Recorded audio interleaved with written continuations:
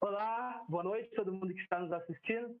Sejam todos bem-vindos à nossa quinta edição do programa Pé na Terra em Movimento. E o tema de hoje é Novembro Negro Sem Terra. Se Palmares não vive mais, faremos Palmares de novo. Gostaria de pedir que antes que a gente começasse o nosso programa, o pessoal compartilhasse nas redes para que mais pessoas pudessem assistir. Então, no Facebook, no Instagram, compartilhe com outros amigos e compartilhe o link nos grupos no WhatsApp também para que o pessoal possa assistir junto com a gente a essa quinta edição, que é um tema importante que a gente vai estar iniciando aqui. A gente tem 4 convidados especiais na edição de hoje e na sequência a gente vai estar apresentando. O Novembro Negro, Zumbi, 325 anos. Palmares presente na luta sem terra contra o racismo e por justiça social. Passados 325 anos de morte de Zumbi e da destruição dos Palmares, abrimos o Novembro Negro mais fortalecido do que nunca na resistência negra em nosso país. O objetivo de valorizar a identidade negra sem terra, denunciar a violência estrutural e aprofundar as discussões sobre a questão agrária e a questão racial no Brasil, desenvolveremos ao longo do mês diversas atividades de formação, organização, agitação e propaganda com foco na luta antirracista. Em memória a Zumbi dos Palmares, o último líder do Quilombo dos Palmares, assassinado em 1695, nos tomamos a histórico Novembro Negro como referência para as atividades que inspiram a luta, resistência e, principalmente, a rebeldia do povo negro, que historicamente tem sido sujeito do enfrentamento ao racismo. Então, convido a todos e todas que fiquem ligados. Durante todo o mês, a gente vai estar divulgando conteúdos com temas importantes relacionados a essa questão importante que é o Novembro Negro e o tema da questão racial. Acompanhe pelas páginas do MST, no Instagram, no Facebook, Mídia Sem Terra. E, falando de um grande líder negro importante, a gente também gostaria de homenagear hoje o outro grande líder importante, um líder negro baiano, o grande Carlos Marighella. Ele também ficou conhecido pela militar. Ele foi morto pelo aparato militar no dia 4 de novembro de 1969. Essa semana, 4 de novembro, completa 51 anos da sua morte. E para a gente fazer essa grande homenagem a esse grande líder negro, eu convido para fazer uma homenagem Levi de Souza, o grande camarada. Levi, boa noite. Boa noite, tudo bem, companheiros e companheiras. Tudo ótimo. Tá me ouvindo bem? Estou te ouvindo bem. Está contigo a palavra, meu irmão. Vamos assim, vamos começar mais ou menos assim. Mari, hoje lembrei de você, mesmo sem nunca ter te conhecido. Lembrei do teu sorriso naquela foto. Lembrei do teu discurso inflamado, de teu dedo apontado contra os seus futuros assassinos. Era como se você soubesse o tempo todo. Nós também sabíamos? Como não saber? Estava nas capas dos jornais, estampado nas redes sociais. E mesmo assim, deixamos acontecer. Mesmo assim, fomos surpreendidos. Hoje acordei com o peso da história em minhas costas. Meu amor me disse bom dia e eu tive vontade de chorar. Mas aí eu lembrei de você. Se você não teve tempo para o medo, se você perguntou até quando, eu me pergunto de que me serviria hesitar? Tive vontade de sair na rua gritando, de pichar o muro, de correr até Curitiba, de te dar um abraço apertado e tomar uma com você naquele boteco. E com toda essa vida transbordando de mim, fui em uma reunião. Fui porque é o que você teria feito, porque de nada vale a minha indignação solitária. É preciso organizar a nossa vontade de lutar. Eles não vão me prender em meu próprio desespero. Hoje eu lembrei de você sem nunca ter te conhecido.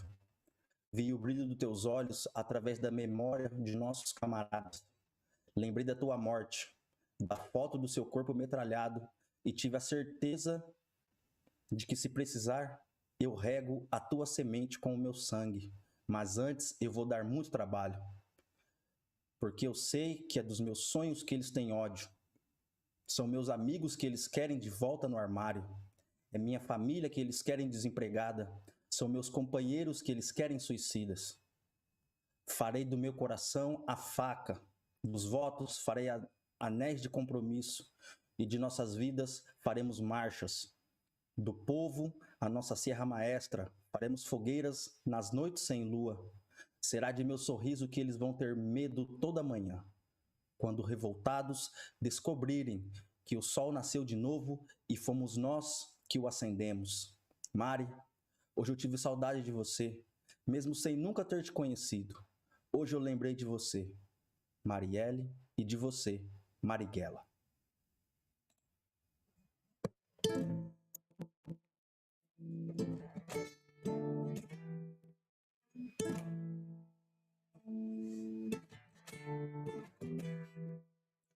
Em todas as quebradas que eu passava eu sempre via muita pobreza, a miséria, a fome, o desespero. E não havendo educação e emprego, tem outro jeito a não ser a roubar. Eu levantava de manhã, não via nada que dá pra comer, então pensava, vou empunhar um APT. Não quero nem ver. Você já sabe o que vai acontecer.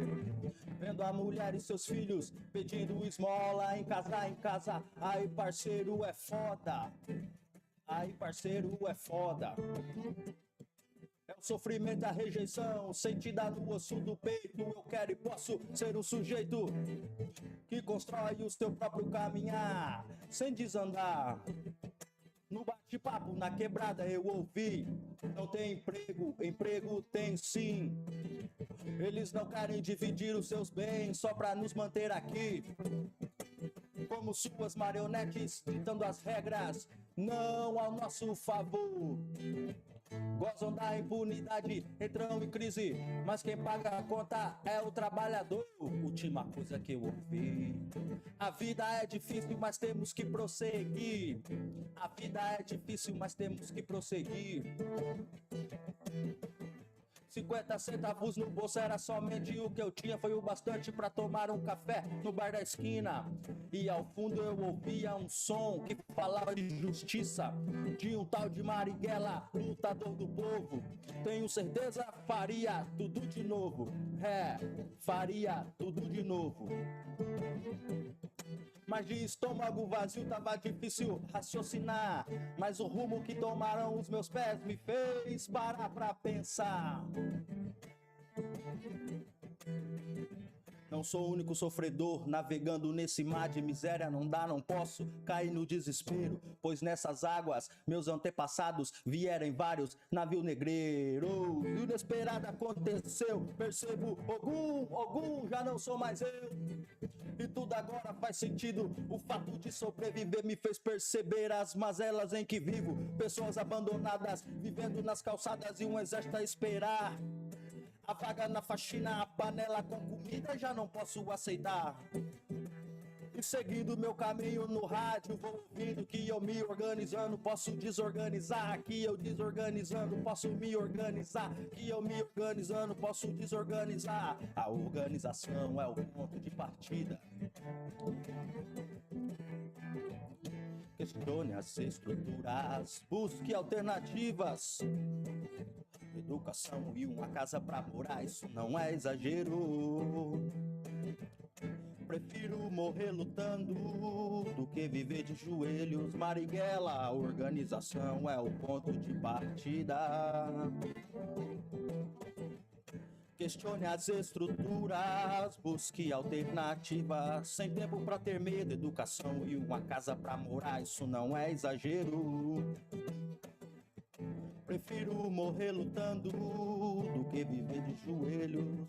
Não saber quem está ao lado é assim que o patrão quer. O pensamento atrofiado, o povo desorganizado te sugam o quanto puder.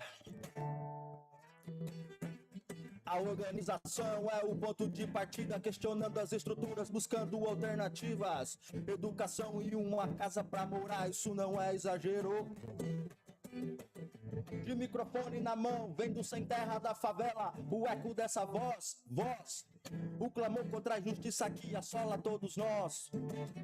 É o dilema escancarado, a fome do dia a dia, meus tambores explodindo contra as panelas vazias. Os tambores explodindo contra as panelas vazias. A organização é o ponto de partida, questionando as estruturas, buscando alternativas. Educação e uma casa pra morar, isso não é exagero. A organização é o ponto de partida. Questione as estruturas, busque alternativas. Educação e uma casa pra morar, isso não é exagero. Prefiro morrer lutando do que viver de joelho. Sejamos como Marighella, sem tempo pra ter medo. Ao lado do povo, junto do povo, a favor do povo. Como disse Marighella em seu discurso na Rádio Nacional em Cuba, lutar mais e mais e mais pela base. Nunca devemos nos esquecer disso. Alô você que só tá militando de 2 em 2 anos nas eleições, mano. Não é assim que disse o comandante capitão, papai. Sigamos fazendo mais e mais pela base, sem tempo de ter medo, sem desembaraço, mais e mais pela base, sem tempo de ter medo. Salve Marighella, salve Marighella, menino baiano. Marighella, menino preto, quilombo, Marighella, salve Marighella. Sem tempo pra ter medo, mais e mais pela base, mais e mais pela base. Era isso que eu tinha pra esclarecer. Salve Marighella. Obrigado, Levi. Que música linda, cara. Parabéns primeiro pela sua dedicação, né, de ter se empenhado aí em fazer essa homenagem. Mais que isso, né, uma aula para nós aqui. Que riqueza, irmão. Parabéns. A gente gostaria... Só para me despedir aqui também, para citar aqui o poema que eu fiz, o poema chama Mari, de autoria de Guilherme Gandolf, do Levante, está no livro Levante da Resistência. São poemas e todas as obras de arte de agitação e propaganda que o Levante veio construindo nesses últimos períodos. Esse poema está lá. Essa música é uma música de autoria minha, junto com meu primo, finado primo Divino, e também de Diego Zamura, que não pôde estar aqui hoje. Obrigado. Um abraço para o Zamura, também um grande camarada nosso aqui de Curitiba. Salve, Zamura. Salve, Zamura. Obrigado, Levi. A gente agradece de coração por ter aceitado esse desafio de fazer uma homenagem para o grande, né, líder, grande camarada Marighella. E não é qualquer homenagem, né? É uma coisa de uma riqueza imensurável. Levi, peço para que tu fique por aí, né, nos assistindo, porque a nossa discussão hoje é o tema do Dia da Consciência Negra, né?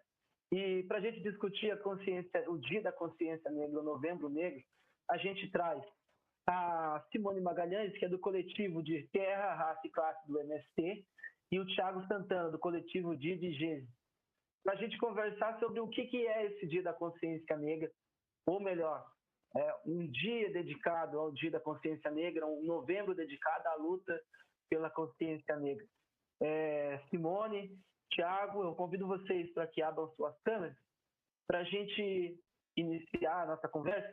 E antes disso, o pessoal que está nos assistindo, gente, a gente pensar o seguinte, um tema como esse, desse tamanho, dessa importância, eu continuo reforçando para que puder convidar outras pessoas para assistir, para entender essa discussão. O tema que a gente vai discutir aqui hoje traz questões bem atuais, muito importantes, que a camarada Simone e o camarada Thiago traz essas reflexões para a gente entender melhor esse conceito, né, do Dia da Consciência Negra, o mês da consciência negra, né, e o ativismo negro no Brasil. Boa noite, Thiago. Boa noite, Simone. Tudo bem? Boa noite, Marcos. Boa noite, Thiago. Boa noite a todas e todos e todes que estão nos acompanhando, nos ouvindo neste encontro. Boa noite, Marcos. Boa noite, Simone. É um prazer estar aqui. Boa noite a todos, a todas, a todos. É um enorme prazer estar aqui hoje com vocês. Thiago, Simone, primeiramente agradecer a vocês por ter aceitado o nosso convite para essa discussão e dizer que a gente, né, se organizou aqui em 2 grandes blocos, separou algumas questões e que vocês vão ter liberdade para discutir as questões que estão abertas para que os dois possam responder. Mas antes disso, convido a Simone, né, primeiramente, contextualizar a gente sobre o que é esse Novembro Negro, né, o 20 de novembro, o Dia da Consciência Negra. A gente inicia o mês de novembro, né, com uma intensidade de atividades, e tem muita mais coisa para vir daqui pela frente, né? Então, se você puder contar para nós o sentido do Novembro Negro, da consciência negra, do que a gente faz essas atividades, dá esse nome do mês da consciência negra. Certo, Marcos. Primeiro dizer que é uma alegria muito grande estar participando com vocês, né, nesse espaço, nesse evento, né, de suma importância, porque o 20 de novembro já tem uma caminhada, né, mas nunca é demais a gente falar exatamente qual é o contexto desse 20 de novembro e a que memória, né, que trajetória histórica esse dia carrega, né? De onde ele veio, o que ele acumula, né? Para a gente refletir sobre o 20 de novembro, a sua importância e o seu significado, é importante a gente também falar, né, que o 20 de novembro, sem dúvida nenhuma, é uma lembrança e é uma homenagem a esta liderança negra importante, né, que foi Zumbi dos Palmares, uma liderança do Quilombo dos Palmares, que nasceu em 1655 e que foi assassinado aí em 1695. Portanto, o 20 de novembro remonta a esse episódio, né, do assassinato do Zumbi dos Palmares, que foi uma liderança do maior quilombo no país, né? E é interessante porque alguns poderiam dizer, mas por que na data do 20 da morte de Zumbi é que tem toda essa profusão de atividades, né, nacionalmente, né? Então aí a gente entra num outro aspecto que é o que significou efetivamente o 13 de maio, né? O 13 de maio de 1888, que foi aquela lei que decretou extinta a escravidão no Brasil. Então, a gente tinha uma historiografia que demarcava o 13 de maio de 1888 como uma data comemorativa e para celebrar, né, a extinção da escravidão no Brasil, mas com os estudos e o movimento negro, né, foi revelando para a sociedade brasileira que essa lei, o 13 de maio, ela de fato não representava aquilo que os significados, né, das lutas históricas do povo negro, né? Então, se você tinha essa data que figurava aí na escola, no calendário, para o povo negro, né, para os movimentos, para a luta, ela não tinha efetivamente muito significado, precisamente porque em 1888, no dia 13, a princesa Isabel ela teve que fazer um decreto,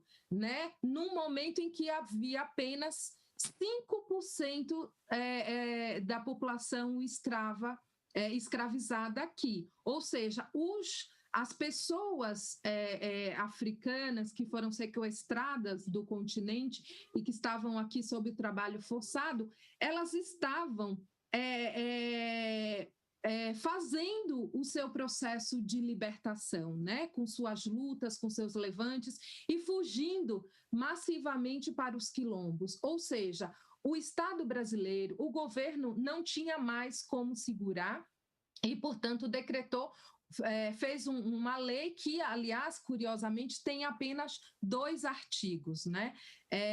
Mas o fato é que o movimento negro, então, retoma o episódio da morte do Zumbi exatamente pelo significado que o líder e todo o quilombo de Palmares tem para o povo negro, né? Que foi uma organização político, social e econômica que, de fato, propunha uma outra estrutura societal para os povos africanos aqui no Brasil, mas também para toda a sociedade brasileira, né, que não coadunava ali com esse sistema colonial escravocrata. Então, para nós, o 20 de novembro, ele é muito significativo. Obviamente, Marcos, que a gente não se limita ao novembro e ao dia 20 para fazer a resistência e para também permanentemente revelar, né, a profunda desigualdade social e racial que vive o nosso país, né, porque essa é uma luta que a gente faz histórica e todos os dias do ano a gente se mantém em luta, né? Mas reivindicar o 20 de novembro e o Novembro Negro é de suma importância, né, por todo esse legado de luta, por todo esse legado histórico e simbólico que foi o Zumbi dos Palmares e que está vivo, né, no nosso imaginário, nas nossas lutas. E aí é muito interessante quando a gente abre esse encontro aqui com essa homenagem a Marighella, né? Dizer que Zumbi revive, vive através de Marighella e de tantos outros e outras sujeitos aí que mantêm viva essa busca pela nossa libertação ainda nos dias de hoje. Que está vivo, né? Perfeito, Simone. É uma questão importante que não tem como a gente não contextualizar para as pessoas que estão vendo, para poder compreender qual que é a necessidade, é urgente da gente evidenciar cada vez mais, né, aprofundar esse debate, porque são questões que muitas vezes a sociedade em geral dá a entender que já foram superadas muitas questões, mas o racismo, de forma geral, ainda é uma coisa que a gente precisa desmembrar as formas como ele se apresenta, como ele se manifesta na sociedade, né? Então, como você mesmo disse, mais do que um mês de novembro dedicado a discutir a importância do ativismo negro, né? A questão da consciência negra, a gente tem que estar pautando isso o tempo todo para poder revelar, né, o quanto a desigualdade social que afeta principalmente a população negra, ela tem a ver com essa questão desse racismo histórico, né? E eu gostaria já de passar a palavra para o Thiago, já com a provocação, porque, né, nos últimos tempos vem aparecendo temas e pesquisas muito importantes, né, conceitos que ainda não são compreendidos pela sociedade de modo geral, mas que é importante a gente tratar, né? E uma dessas questões diz respeito ao racismo estrutural. E quando a gente fala de desigualdade social e que ela afeta principalmente a população negra, que é a maioria, que, né, representa a maioria da população brasileira, e que mesmo assim é a população que mais é afetada, que é a população que está densamente, né, tem uma maior densidade na periferia, eu gostaria que a gente pudesse entender, né, como é que o reflexo, o impacto, né, das políticas públicas não atingir a população negra, ela acaba se relacionando com essa questão desse racismo estrutural. Ou melhor, o que a gente entende como esse racismo estrutural? Vocês devem contar um pouco desse cenário, né, do racismo do Brasil, e como é que a gente vê o racismo estrutural, né, no cotidiano. Então, Marcos, eu acho que uma das primeiras coisas que a gente precisa compreender é que o racismo estrutural, ele vai um pouco além do que a gente chama de discriminação, né?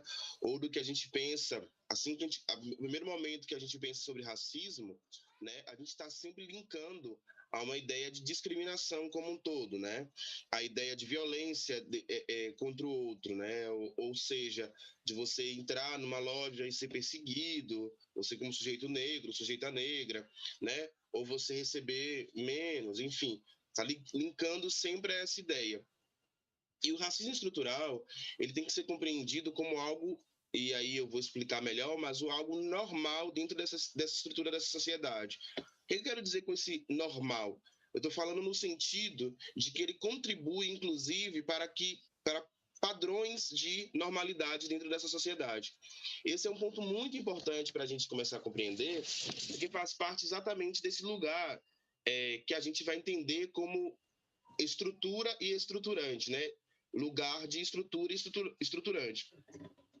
Por que a gente está falando isso? Porque para ser estrutura, para a ideia de racismo estrutural, ele está vinculado a 3 pontos muito importantes. A ideia de economia, a ideia de política e a ideia de subjetividade, né?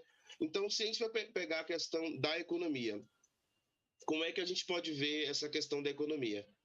É visível que a maioria das pessoas que recebem menos no país, é estatístico isso, são pessoas negras, né? E por isso elas pagam impostos tão pesadamente como pessoas brancas. Elas estão sujeitas a questões econômicas da mesma forma que pessoas brancas, né? Ainda assim, é ela que mexe essa estrutura, porque é ela que consome mais, né? Então, na questão política, a gente também vai pensar, né? A gente vai olhar para a nossa representação política. Agora o TSE muda essa realidade, né? Dizendo, olha, precisa ter mais candidatos e candidatas negros e negras, então precisa se autodeclarar negro, então tem uma mudança aí, mas não faz muito tempo a gente vai ver, por exemplo, uma grande quantidade. Acho que se a gente colocar hoje, né, na TV Câmara, alguma coisa desse tipo, a gente vai ver uma grande quantidade de sujeitos e sujeitas que definem leis e definem lugares, né, nessa linha de pensamento racial, brancos como um todo, né? O contingente negro, ele é muito baixo. Isso a gente vai ver, por exemplo, no judiciário, né? O judiciário brasileiro, se a gente for pegar, por exemplo, a grande corte judicial brasileira, né? O STF, hoje a gente não tem nenhum representante negro. Obviamente que eu não estou querendo dizer com isso que pessoas brancas elas não podem ter um pensamento antirracista, né? Não é isso que eu estou querendo dizer. Estou falando dessa estrutura dessa sociedade, né? Que se reproduz, né?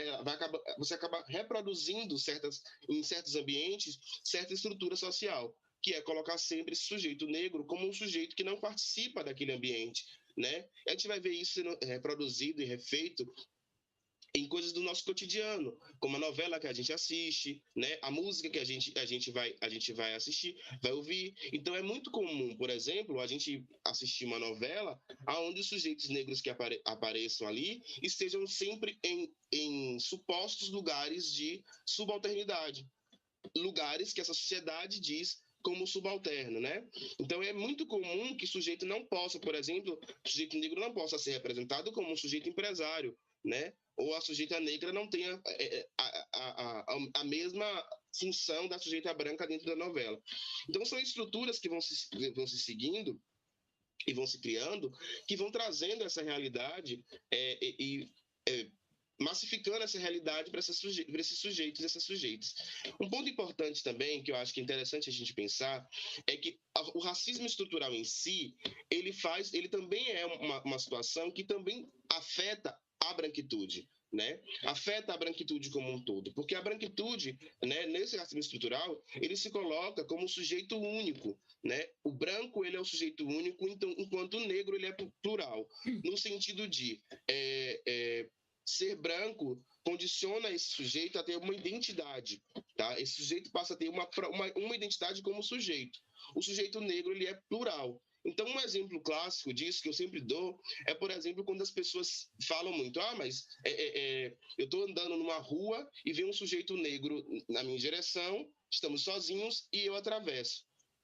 Porque esse sujeito negro vai carregar todo um simbolismo, né, que é imposto pela sociedade, que é colocado na sociedade de criminalidade, por exemplo.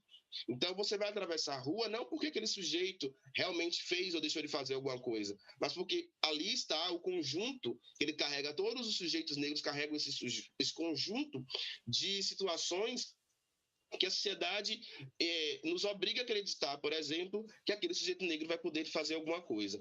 Então, esse é um ponto muito importante. Se esse sujeito é branco, ele já vai ser julgado de uma outra maneira, né? É muito mais difícil você ver esse sujeito branco, porque não. Ocorreu que um branco fez isso, um branco também assaltou, um branco também, mas ele era o branco. é um sujeito específico, né? Então, esse é o ponto, talvez, mais importante, né? Que a branquitude, dentro do racismo estrutural, tem essa branquitude que se coloca como o branco como uma regra, né? O branco como o sujeito de onde parte. E o não branco, e aí não é só questão de ser negro, mas o indígena, enfim, e todos os outros, é um sujeito múltiplo a um ponto de se colocar em locais de bolhas, né? Que fazem parte, que todos aqueles sujeitos vão cometer o mesmo tipo de... É uma coisa como se aqueles sujeitos tivessem um roteiro específico e todos eles vão fazer a mesma coisa.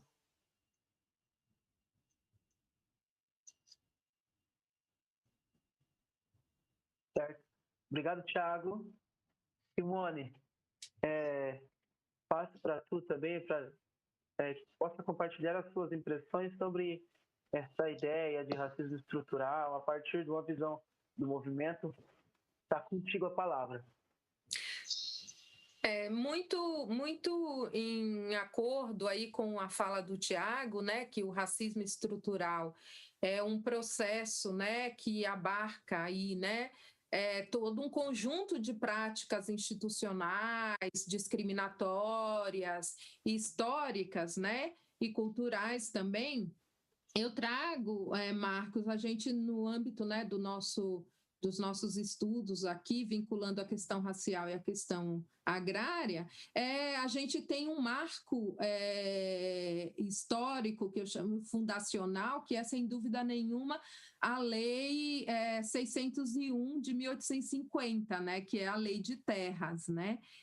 O governo, né, com a sua prerrogativa de instituir regras, parâmetros, estabelece, através da Lei de Terras de 1850, as regras bem definidinhas de quem poderia ter a posse de terra no Brasil e quem não poderia, né? E desta forma, lá em 1850, os brasileiros, o Estado, né, o governo faz uma distinção entre os brasileiros, entre aspas, e os libertos.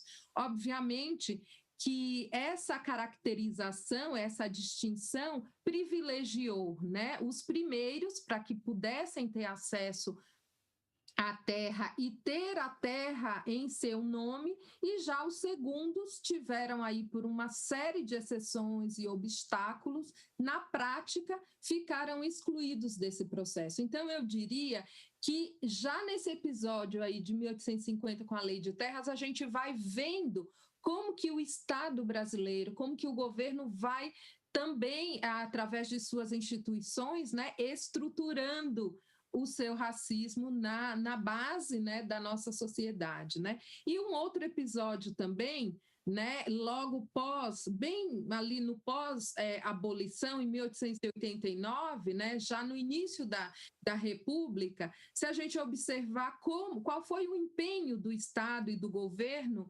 para utilizar a mão de obra livre, né? Então, o governo faz a opção deliberada de criar uma política para incentivar a vinda de imigrantes para formar uma classe trabalhadora assalariada.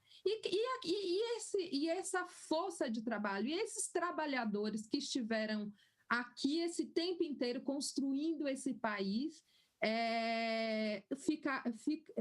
essa classe ficou de fora, né? O Estado fez uma opção de trazer os imigrantes, né, com um recorte muito claro, aí está posto, né, pela historiografia, que o componente foi racial, né, não tem essa que não havia adaptação para o trabalho livre e assalariado. Isso a gente já sabe, né, que é um engodo, inclusive porque nessa política de incentivo à imigração, ficaram de fora, foram vetados, né, os imigrantes do continente africano e do continente asiático, né? Mas o europeu podia vir. Então, eu trago esses dois elementos porque estão lá no passado, mas que a gente observa que tem consequências e desdobramentos sociais até os dias de hoje, né? Porque para falar de racismo estrutural é também lembrar, né, que essas questões do passado e elas estruturam mesmo e mantêm todo um processo longo de desigualdade entre brancos e negros aqui, né? E basta a gente pensar o genocídio, né, de pessoas negras, o encarceramento em massa, por exemplo, que hoje nós temos uma população de 800 mil pessoas presas, em 2019 era essa a estatística, mais de 60% da população carcerária é negra, né? Se a gente olhar pelo fator aí de pobreza também, observamos aqui nesse primeiro trimestre de 2020 que o rendimento médio dos negros ficava em cerca de 57,4% do rendimento dos brancos nas metrópoles no país, né? Isso sem falar da violência contra as mulheres, seja através, né, da criminalização do aborto, por exemplo, que é um componente importante para a gente refletir, quanto o aumento significativo do feminicídio, né? E que houve um aumento aí também emblemático no período, né, dessa pandemia, da quarentena, em que as mulheres tiveram que se circunscrever mais tempo ao espaço doméstico, como que isso saltou o número, né, de violência, de feminicídio, né, e dessas mulheres pedirem abrigo, né, e proteção, as medidas protetivas, né, houve um aumento significativo. E aí, dialogando também com a atualidade, é emblemático nesse ano, né, a morte da empregada doméstica lá no Rio de Janeiro, de 63 anos, que, aliás, foi a primeira vítima da Covid-19 aqui no país, né? Uma empregada preta e que foi a primeira vítima, e isso vai revelando para nós como que opera o racismo estrutural na sociedade, através das instituições. Além desse episódio, tem o caso do menino Miguel, lá no estado de Pernambuco, de 5 anos, que foi deixado no elevador pela patroa, enquanto a sua mãe foi passear com os cachorros dessa patroa, né? Então, é exatamente isso que o Tiago traz, né? Tem os elementos políticos, econômicos e subjetivos também. O que a gente, do ponto de vista subjetivo, o que passa na cabeça de uma pessoa abandonar uma criança de 5 anos num elevador, né? Mas isso tudo também revela para nós que o racismo não é uma moralidade, né? Como disse o Tiago, ele opera economicamente, politicamente, através dos processos e dos espaços de poder, né? E é assim que ele se reproduz.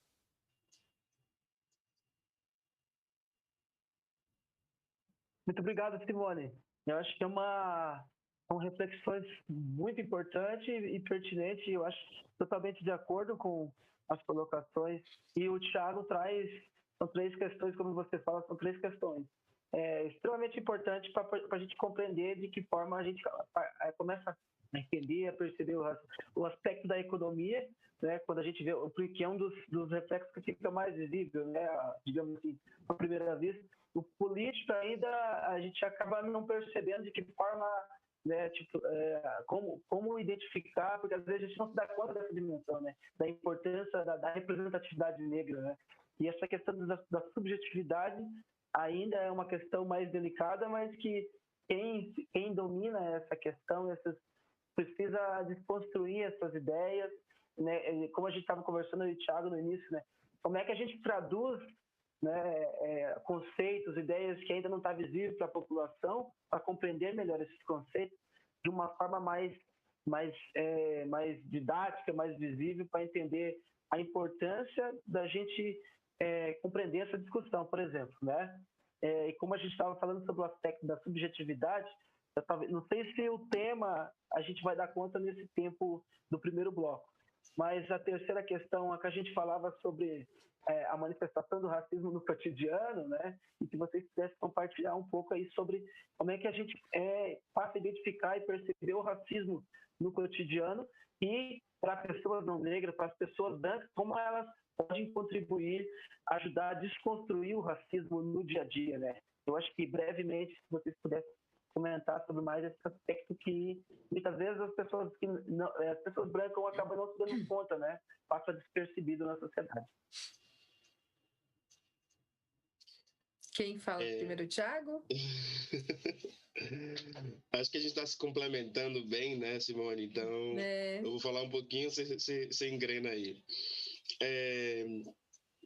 Eu acho que um dos pontos mais importantes para a gente perceber essa questão, que você está falando da subjetividade, sobre de como a gente vai ver isso dentro da sociedade, é exatamente a questão, por exemplo, do racismo recreativo, que ocorre no nosso cotidiano, né, e nos coloca num lugar sempre da brincadeira, né? É piada, é humor, né? Eu acho que a gente tem que lembrar, antes de mais nada, que o humor é quando todo mundo se diverte, não só quando um lado se diverte, para começo de conversa, né? Mas essa é uma prática muito comum aqui no Brasil, né? Não só do racismo recreativo, mas dessa maneira de chamar a atenção quando a situação envolve pessoas e sujeitos negros e negras, né? Por exemplo, a gente vai ter manchetes aqui quando se trata de pessoas negras envolvidas com questão de droga, com questão de assalto, onde é explicitado, né? Traficante mata, traficante morre, né? Então, quando você vai ler essas manchetes, quando você vai ler o texto dessas manchetes, né, ou desses jornais, vai estar lá bem escrito que esses sujeitos são negros, né? E ao mesmo tempo a gente vai ver questões semelhantes quando relacionadas a pessoas brancas, a gente vai ver garota, estudante de odonto, né? Então, assim, essas são outras subjetividades, são outras coisas que é dita sobre esses sujeitos. Isso é muito importante porque cria-se uma narrativa, e essa narrativa ela vai se repassando. Eu costumo dizer que nessa questão midiática, e aí falando sobre isso porque você pede como é que a gente vai perceber e identificar as questões raciais dentro do nosso dia a dia, pensando nessa questão midiática, hoje existe, e sempre existiu, obviamente, uma retroalimentação, que a gente pode até começar um pouco depois, mais para frente, uma retroalimentação desse Estado e dessa mídia, né, que faz essa reprodução reproduz essa criminalidade, esse lugar de subalternidade, esse lugar esse humor escrachado com a população negra como um todo. Então aquilo vai entrando nesse imaginário popular, né? Então é aí que sim que se repassa, por exemplo, que o sujeito negro ele não pode, ele é sempre bruto, né? O sujeito negro ele é bruto, o homem negro ele é bruto, ele é viril, né? Ele é forte. Então todo mundo que sai desse padrão que se estabelece, que a branquitude estabelece ao sujeito negro, ele já não vai ser visto ou não vai ser visto como negro, ou vai ter alguma coisa errada, né? Então se você é um sujeito parrudo, se você é um sujeito ogro, você não tem sentimentos. E o fato de não sentimento dentro de uma comunidade negra é uma forma também de quebrar essa sociedade como um todo. Esse é um ponto que eu acho que a gente, infelizmente, não vai conseguir aprofundar mais aqui, mas que é muito importante a gente perceber como essa retroalimentação Estado-mídia, ela consegue fazer com essa subjetividade desses sujeitos, né? Então, é importante a gente perceber, no caso das mulheres, né, essa forma de sensualizar, essa forma o que a Lélia Gonzalez nos dizia, né, nos coloca as mulheres em 3 tipos, a mãe negra, a Bá ou a mulata, né, esses lugares específicos, né? Ou ela vai ser empregada doméstica, ou ela vai ser a que cuida das crianças, ou ela vai ser aquela que a sensualidade, a mulher é fácil, a ideia nesse imaginário popular, né? A mulher pronta para o sexo. Esse é só para finalizar e passar a palavra a Simone. Isso é um ponto muito importante, porque assim como essas reproduções elas estão ali na sociedade, ela passa para o racismo institucional. Então a gente vai ver, por exemplo, nessa crença de que as mulheres negras elas são mais fortes também que as mulheres brancas, racismo obstetrício, né? Médico montando em mulheres na hora do parto, né? Obrigando a criança a sair de qualquer maneira, querendo adiantar aquele parto. A gente vai ver racismo institucional no judiciário, né? Mulheres negras, mulheres em situação de... mulheres indígenas, mulheres em situação vulnerável, perdendo a guarda dos seus filhos, né? Como é o caso da Mãe Gracinha Quilombola, de Toca de Santa Cruz, né? Que perde a guarda dos seus filhos, né, num processo totalmente já identificado e percebido, entendido ali que existe sim um racismo institucional. E a gente vai perceber essas reproduções, se a gente parar para conversar e parar para abrir os casos, a gente vai ver vários. Né? A gente não faz muito tempo que uma juíza diz, né, por conta de sua cor, ele está mais apto a fazer tal ato. Então, assim, é visto e a gente precisa começar a identificar isso dentro da sociedade, começar a perceber isso, cortar essa questão de humor. Não existe humor onde só um se diverte. Começar a perceber todas essas táticas do racismo que nos impõem um contra o outro, que nos coloca sem afetividade, que nos diz que a gente não pode fazer isso, que nos coloca em blocos de emoções e subjetividade, porque isso é só o racismo estrutural dando rasteira na comunidade negra como um todo.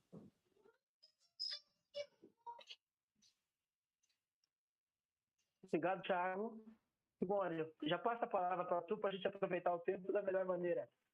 Maravilha. Não, o Thiago tocou exatamente numa coisa, quando ele começou a falar, eu estava anotando, né? Que me lembrou, inclusive, aquela mulher negra nos Estados Unidos, em 1851, a Sojourner Truth, que diz... por acaso eu não sou uma mulher, né? Exatamente por isso. Esse racismo, né? Que conforma os espaços e os papéis que nós, mulheres e homens negros, temos no campo da subjetividade, né? E que seja pela...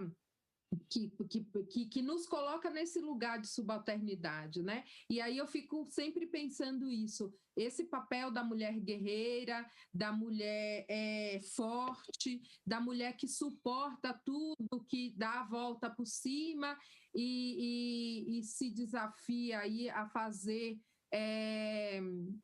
a encarar a vida exatamente no momento de sua solidão, no momento em que foi abandonada, né, pelo Estado, foi abandonada socialmente falando, que são essas mulheres que estão no dia a dia, né, chefes de família, né, que lideram e têm que bancar a casa e que tem que cuidar sozinha dos filhos, que não tem uma rede de apoio, por exemplo, né? E a gente, às vezes, glamoriza essa mulher, esse papel de que não, ela suporta a dor, por exemplo.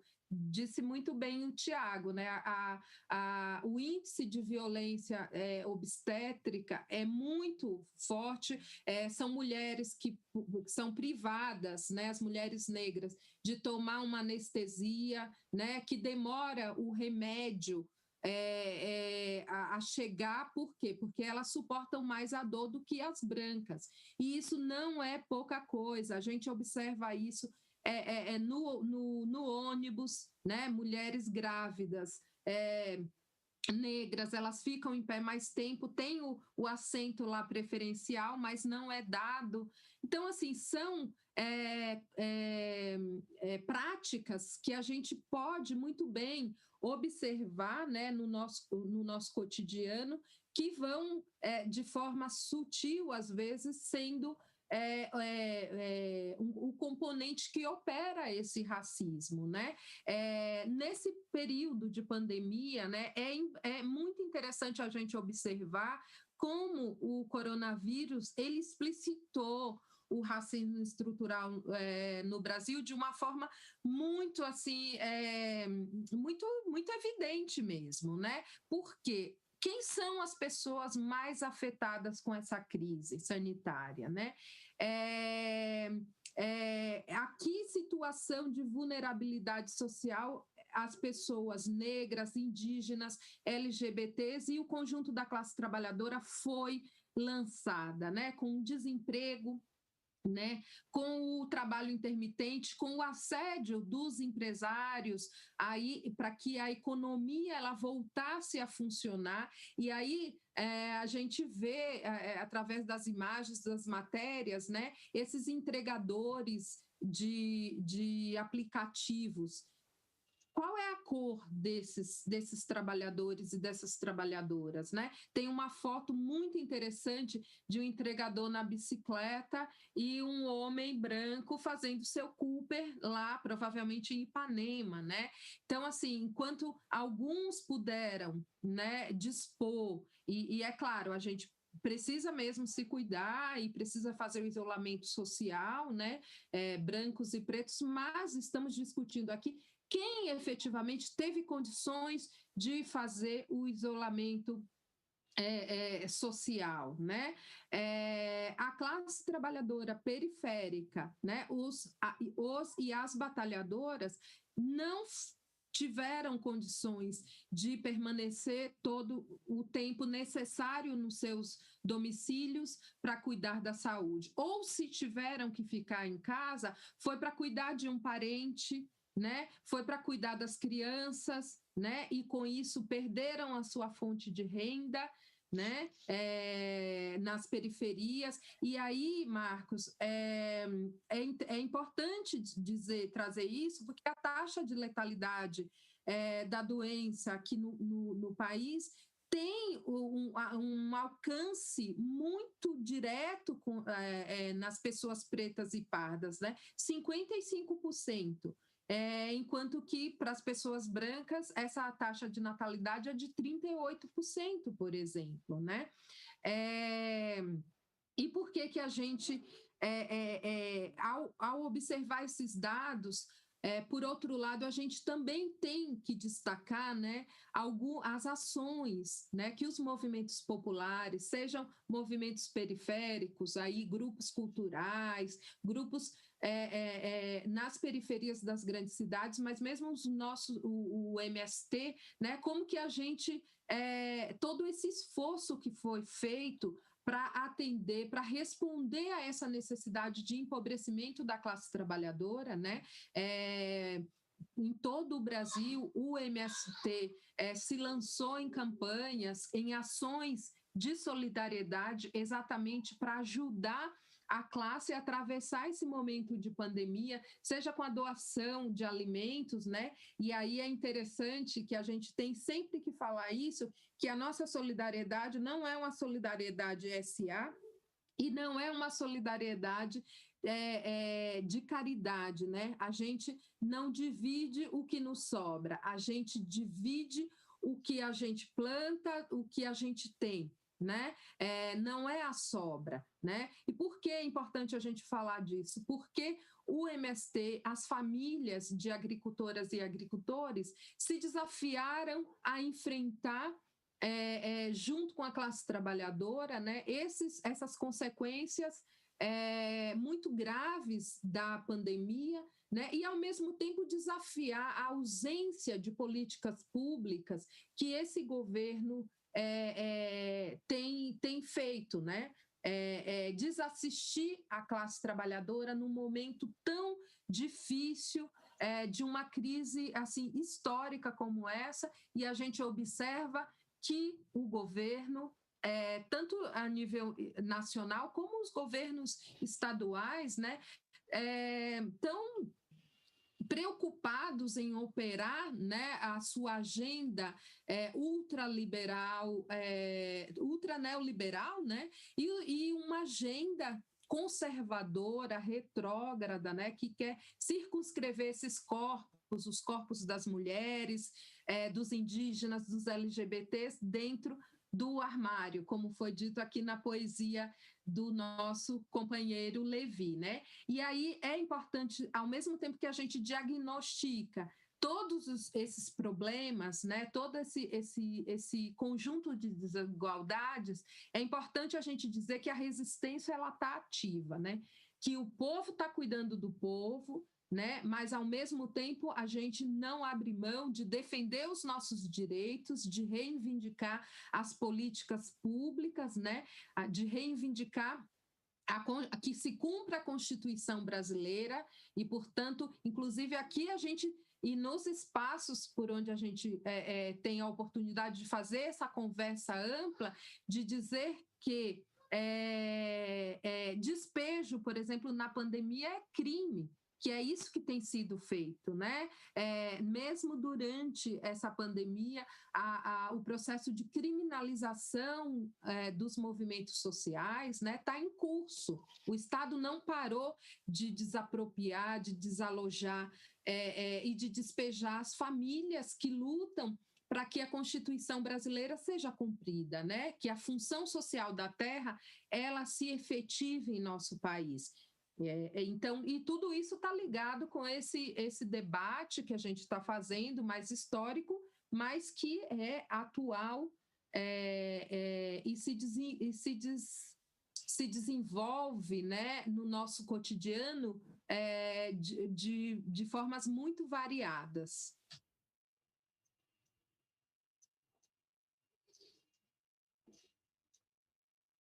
Obrigado, Simone. Obrigado, Thiago, mais uma vez. Aqui a gente já fecha esse primeiro bloco de questões aqui. E, Levi, vou convidar o Levi agora para apresentar mais uma canção para a gente. Levi, tá por aí?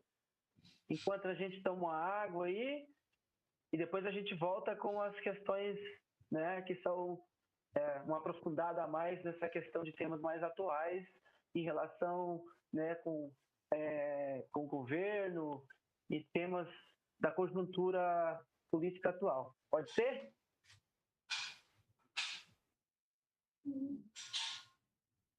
Levi? Estamos aqui, acompanhando o debate. Estamos sim, tá me ouvindo?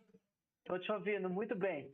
Viu? Antes, eu gostaria de pedir o pessoal que ainda está nos assistindo aí, que fique aí, que tem mais temas importantes para a gente discutir aqui. Então, o pessoal que está nos assistindo, fique até o final, pelo amor de Deus.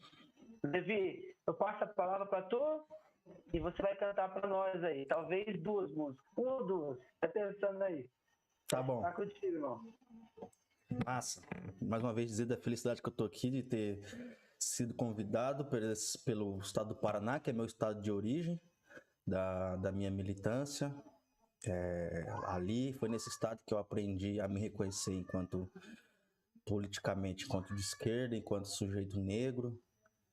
E também é o estado que eu passei grandes provações no sentido de sofrer com esse racismo estrutural, com a violência policial e, sobretudo, com a violência do latifúndio. Mas isso fez com que a gente continuasse na luta. Eles acharam que a gente ia desistir e foi muito pelo contrário.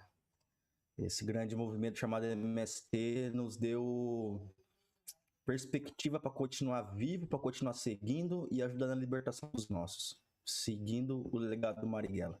E feliz também quando fui convidado, porque Carlos Marighella tem uma coisa que é muito forte para mim, porque eu fui ler o meu primeiro livro, eu já estava completando quase 18 anos, venho de uma família periférica, eu costumo dizer que é ruro urbano, porque se a gente sai do campo e muito cedo eu vou para São Paulo e para os entornos da cidade de São Paulo ali. E quando eu saio de São Paulo para retornar para o campo, que é justamente fruto pela luta do MST, eu já estava com meus 16 anos, que eu vivi em comunidade, e passei mais ou menos 1 ano ali no acampamento, conhecendo ali, trabalhando, ajudando o pai, na ocupação. E eu me deparei com uma gaveta numa secretaria que a gente estava sendo montada no acampamento, e eu abri essa gaveta, estava ajudando a carregar esse móvel para montar a secretaria.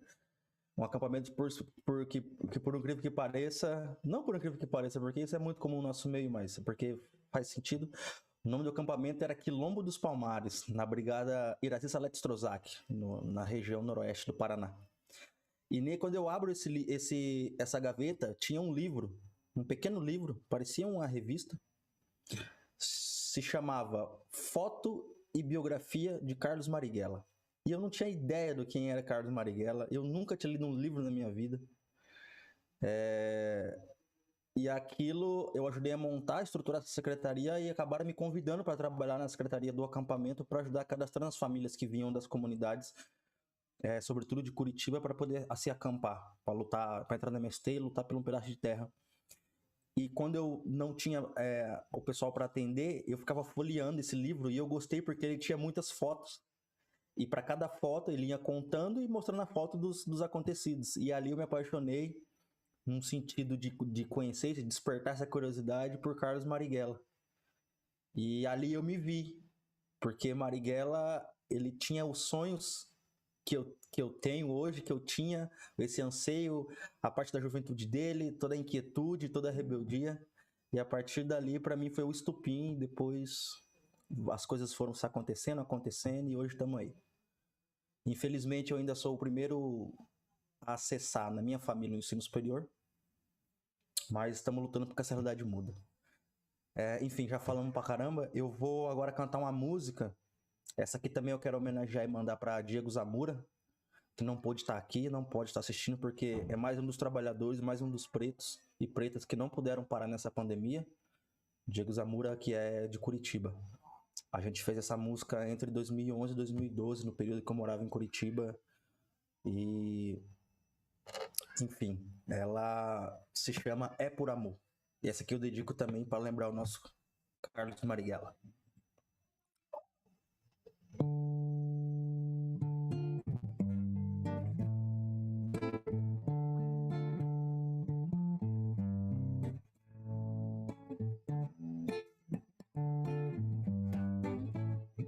Amiliano, rap da letra que o estudo é o escudo. Diz que o jovem pobre preto tem voz, não é mudo, que o crime não é creme e que mais vale a vida, mas em nossos corações essa letra é emudecida. A juventude é manipulada pela grande mídia e não percebe que por nós a sociedade é construída.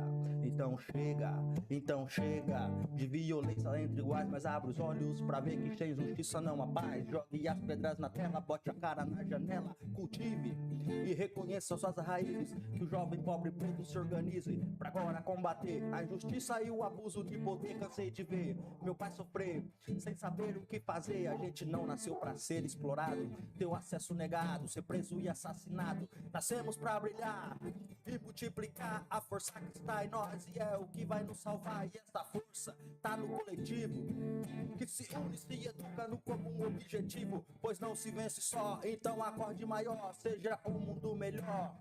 Não adianta jogar toalha, dizer que pros pretos é só migalha, se não punhar metralha. Malandro bom não deixa falha. Não seja você o que o Bolsonaro e o boy espera. Seja um exemplo e um motivo pra favela. Rap pesado não é o que só fala grosso, nem que faz mais alvoroço. É o que incentiva a luta pra que todos tenham almoço. É o que combate o analfabetismo e vai pro embate nas ruas construir. O socialismo é desse jeito, é por amor. É por amor que eu canto, sim senhor, é por amor. É por amor que eu canto contra o opressor. É por amor. É por amor que eu luto, sim senhor, é por amor. É por amor que eu luto, eu sou trabalhador. Periferia não é só no capão, nem no canão. Favela não é só chão, mas também é condição. Quem vê cara, não vê coração. Eu rolei com atenção, abre os olhos pra enxergar. Para e pense sem julgar, vida tá louca. A juventude exterminada não é pouca. Violência até umas horas, olha a senhora. Burguês explora até umas horas. Porco mata, pá. Gravata condecora, mãe que chora. Quem tá distante ignora. Sem lutar nada melhora. Mas não tá fácil pra ninguém, não para pra chorar mágoa. Se espelha no brilho do jovem Tomás Sankara. Quero ver a nossa juventude na rua. Quero ver nossa cidade parecendo a voz solidária ao seu povo. suas demandas, quero que em nosso chão caia água do céu, que a juventude vive e cumpra o seu histórico papel. Quero que ninguém lucre com arma e caixão e que só o alimento se brote em nosso chão. Eu quero ver no asfalto brotar mais linda flor, cultivada com amor de um povo lutador. É desse jeito que eu falei, professor. É por amor, é por amor, é por amor, é por amor. Que eu canto sim senhor, é por amor, é por amor, é por amor. Que eu luto sim senhor, é por amor, é por amor. Que eu canto quanto opressor, é por amor, é por amor. É por amor que eu luto, eu sou trabalhador. Jovem negro vivo resistindo aos milhares. Basta de genocídio. Chora boy, sou Palmares. Levi, sensacional, como diria uma amiga minha. Irmão, primeira coisa que eu queria te falar é que eu estou muito feliz de te ver aqui, encontrar aqui nesse espaço, a gente está junto. Você lembra que quando a gente estava iniciando, falando sobre esse projeto do programa Pé na Terra em Movimento, uma das ideias era trazer o Grupo Saciarte para abrir, né? E acabou não dando conta, né, no Foi tempo, mesmo. a gente acabou... Você lembra disso, né? Lembro sim. E tal. Mas, curiosamente, o Rodrigo fez a abertura, né, do primeiro programa, e a gente depois, cantando a canção do Pedro Munhoz, né, Cantando na Terra, e agora você aqui, imagina que até o final do ano, já pensou se a gente conseguir reunir o Grupo Saciarte? O Grupo Saciarte, para quem não conhece, a banda... É uma banda formada por grupo de militantes da MST e o Levi é parte desse grupo, né? Um grupo musical que fez a militância a partir e se consolidou com esse grupo chamado Saciarte. Em outra oportunidade, irmão, a gente espera que você, que o Rodrigo, que o Denilson, que vocês possam estar aqui juntos se apresentando. Ia ser muito importante para a nossa militância, para os assentados que assistem, ver vocês reunidos novamente e tocando. E tenho certeza que o Paraná ficaria muito feliz de ver você, principalmente o Grupo Saciarte reunido, um grupo de militantes, né, muito bons e que, infelizmente, estão, né, se separaram, mas que cada um está cumprindo a sua tarefa nos estados, com a sua devida importância. Então, eu vou pedir para tu ficar até o final, né, se for possível, para a gente dar uma despedida, fazer uma despedida, e te falar também que é uma notícia triste, que o Pereira apareceu, já não é mais uma notícia triste. Ei, meu compadre Pereira, vem, menino. Olha só, mas o homem apareceu, que nós já estava já com o coração partido, já que o homem não ia aparecer, mas apareceu. E só para te lembrar, que eu lembro que em 2008, você lembra quando teve aquela mostra cultural de integração latino-americana aqui em Curitiba? Foi nosso primeiro evento que a gente participou junto aqui em Curitiba. Tá lembrado? Lembro sim, claro. Se eu não me engano, o Pereira tocou no Teatro Guaíra. Foi nesse encontro ou não? Foi nesse encontro. Pereira tinha os dreads enormes, assim, lindo. Eu ficava de aquele preto gigante. Eu falei, mano, o cara toca muito, eu quero ser igual esse cara. Fui para outro viés, mas depois viramos amigo e trabalhamos junto e muitas coisas. Pô, massa demais. Pô, nem lembrava disso aí, cara. Que massa. Eu fui resgatar porque era uma memória da militância, né? Imagina, a gente estava lá na flor da idade. Era. Muito bom, irmão. Fica por aí, então, pra gente dar o tchau no final. Beleza? Tchau com nós. Aí a gente vai convidar agora a Simone e o Thiago novamente para a gente fazer o último bloco de questões e depois convida o Pereira da Viola para fazer o encerramento. Thiago, Simone.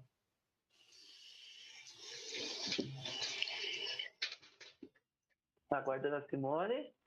Bom, Simone, Thiago, a gente vai agora, eu sugiro, em função do tempo, a gente priorizar nesse bloco, inclusive, Thiago, a gente já tinha conversado no início sobre, né, a relevância das questões e do tema. Infelizmente, o tempo acabou não dando conta, em função de que é muita coisa para a gente discutir, o tempo é tão pouco, né? E eu sugiro que a gente foque na primeira questão, que trata mais da conjuntura atual, essa conjuntura política, né? E como vem sendo essa execução de uma política do governo Bolsonaro, uma política de genocídio da população negra, essa questão de aplicar, e a gente volta a falar de temas que precisam ser compreendidos pela sociedade, e aí que vocês pudessem falar sobre essa questão da necropolítica, né?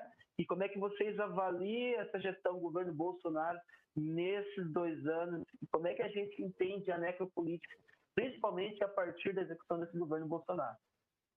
Fica à vontade, Simone quer começar, e depois o Thiago, assim, tem em torno de 5 minutos cada um. Eu sei que o tempo é pouco, mas vamos aproveitar esse tempo. Tá bem, Marcos.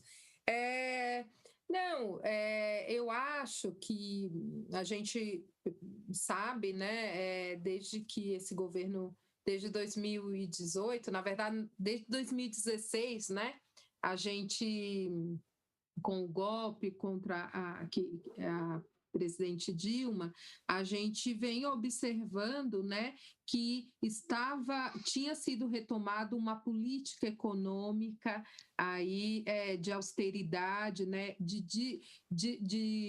com o objetivo de desmontar o Estado, né, de retirada de direitos, de desmonte de todas as conquistas sociais que a classe trabalhadora conseguiu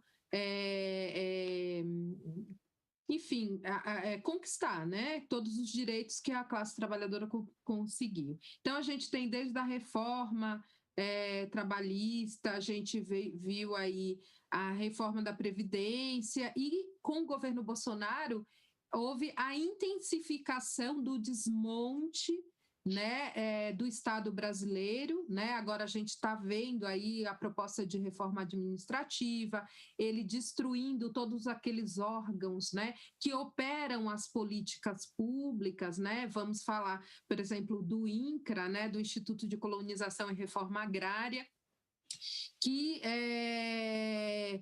o desmonte desses órgãos, né, faz com que as políticas que são suas atribuições, elas parem de operar. E no caso do INCRA, né, todos os processos que estavam lá, por exemplo, de desapropriação de imóveis para fim da reforma agrária, estão parados. Portanto, a reforma agrária neste governo está absolutamente parada, né? Como se não bastasse a paralisação da política pública de reforma agrária, você tem a desistência de processos administrativos, por exemplo, de desapropriação dessas terras, esses processos que já estavam em curso, mas o Estado, a opção do governo é exatamente parar para não desapropriar a terra, para não ser destinada à reforma agrária. Paralelo a isso, você tem uma política de criminalização dos movimentos sociais, né? Seja no campo ou na cidade, os despejos. A gente teve nesse ano duro, né, o Quilombo Campo Grande, lá em Campo do Meio, né, essa política, essa necropolítica sendo operada pelo Estado de Minas Gerais, né, pelo governo de Minas Gerais, né, com o despejo do Quilombo Campo Grande, e, ao mesmo tempo, outros despejos acontecendo no país. Ou seja, a gente tem dito que despejo na pandemia é crime, mas o Estado deliberadamente tem operado essa necropolítica, porque você retirar dessas famílias de agricultoras e agricultores o direito à terra e ao trabalho, exatamente nesse momento de pandemia, levar essas pessoas à miséria, à morte e toda sorte aí de vulnerabilidades, né? Um outro aspecto também é que a gente tem visto o aumento dos crimes ambientais. Nessa semana a gente lembra dos 5 anos aí do maior crime ambiental do país, né? Que foi a barragem do Fundão lá de Mariana, e é um crime ambiental, não foi um acidente, foi um crime ambiental grave que segue impune, né? A Vale aí está seguindo o seu ritmo, suas ações, e impunemente, né? Em 2019, a gente teve a morte de 272 trabalhadores, né?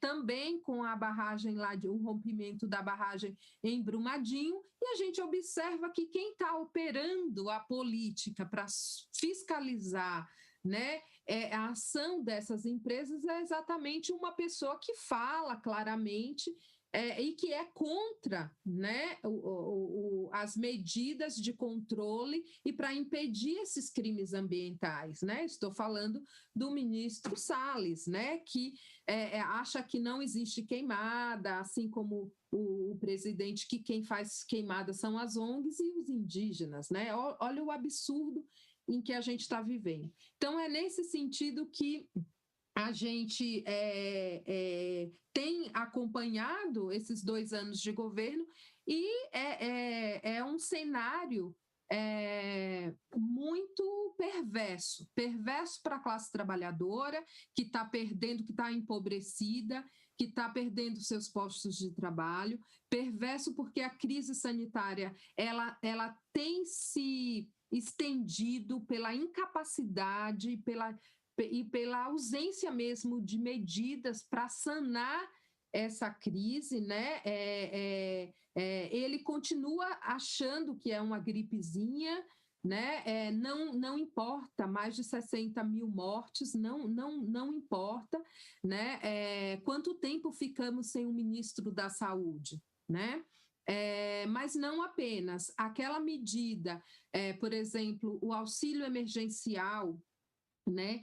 Quanto tempo durou para que ele fosse aprovado, e mesmo assim isso não foi, é bom que a gente diga que não foi uma medida do governo, foi uma conquista dos movimentos que, junto aos congressistas da oposição, conseguiram conquistar o auxílio emergencial, que encontrou muita dificuldade para ser operado, né? Então a gente via as pessoas indo para as filas, se aglomerando, chegando lá, dando com a cara na porta nas agências da Caixa Econômica.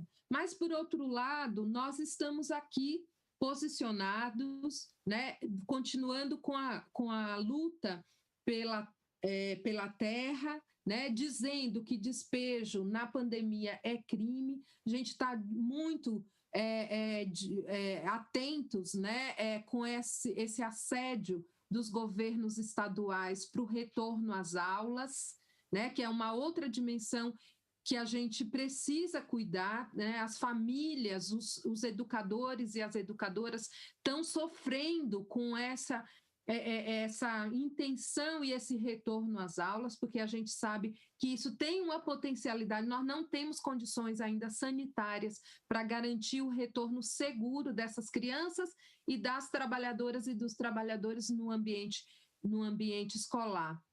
Né? Não temos as condições, porque, inclusive, os governos não estão cuidando e buscando estabelecer essas condições sanitárias necessárias. Então, nós, do ponto de vista do MST, estamos dizendo retorno às aulas na pandemia é crime também.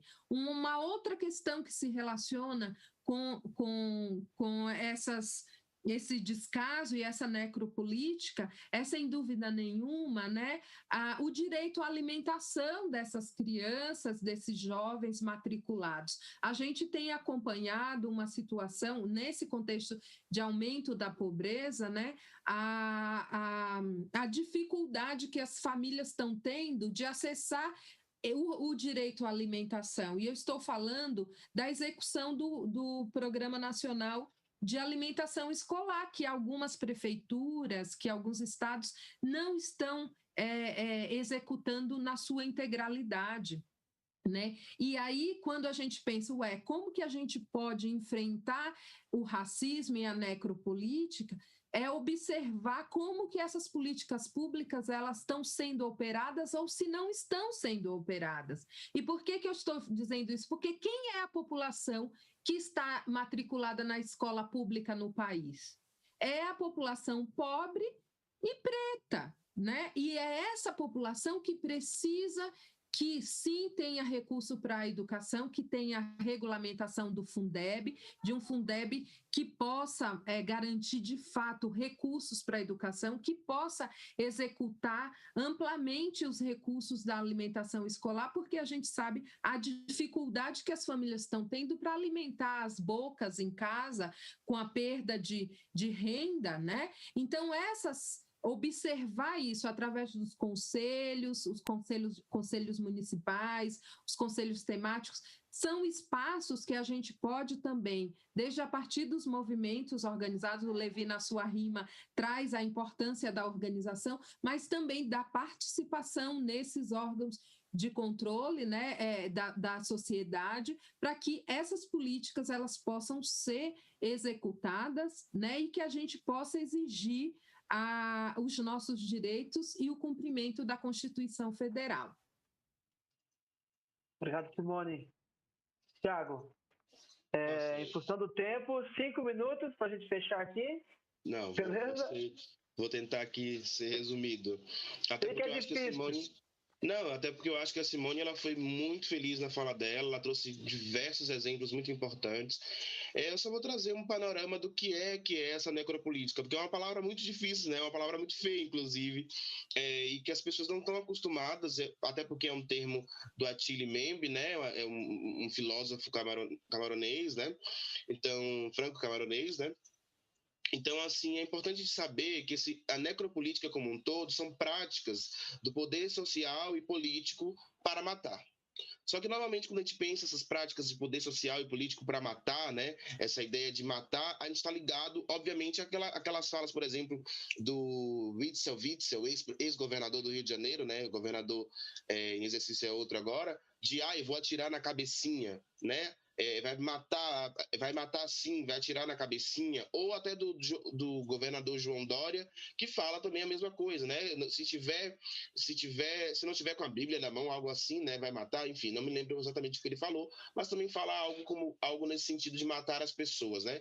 Que sujeitos são esses que vão matar? Esse é um ponto importante que a Simone abordou agora há pouco na fala dela.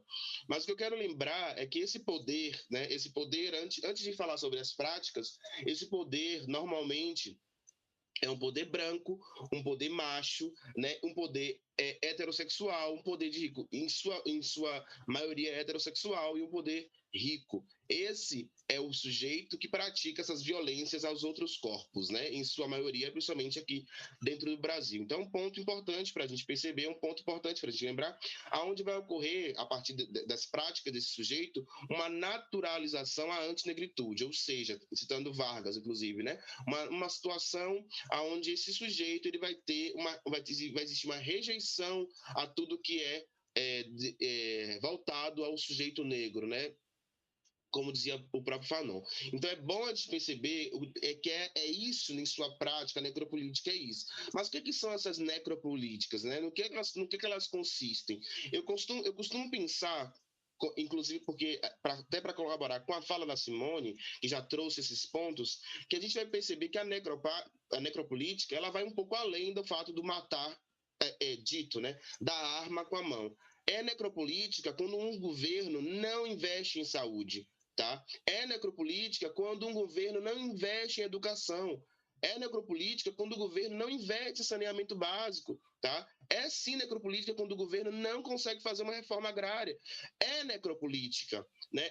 Isso em si é necropolítica. Isso a gente fala, mas Tiago, como é que é necropolítica se não está sujeito a nenhum tipo de relação de matar? Mas se você não dá educação a um povo, ele está sujeito a outros tipos de colocação na sociedade que vai o levar direto ou indiretamente a lugares onde a própria polícia vai atrás dele. Exemplo clássico, se você não dá educação a um sujeito dentro de uma comunidade, por exemplo, se você não dá educação àquele sujeito que normalmente, se essa educação é defasada, se essa saúde é defasada, se procura a saúde e não se encontra, né, se procura saneamento básico, que em muitas cidades é preciso, aqui em Florianópolis, onde eu estou falando agora, saneamento básico praticamente não existe. Né? Então, assim, onde é necessário que se tenha uma implementação, políticas públicas do governo e nesse lugar se falha, você condiciona o sujeito a um lugar, sim, difícil, um lugar, sim, de criminalidade, um lugar, sim,